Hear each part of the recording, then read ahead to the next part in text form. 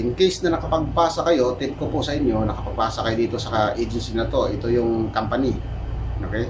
Pagka-uwi nyo man lang, nakapagpasa na kayo, may ano dito, construction, may petrochemical.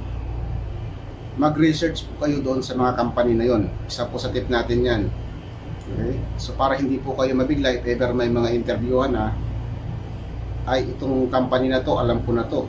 Okay? So mostly, nagiging busy tayo sa trabaho, ang nangyayari, nakalimutan natin ay may interview pala. So every time mapunta ka na doon, iisip mo na ay saka ka palang magra-rush ng research sa company na to. So minsan late na.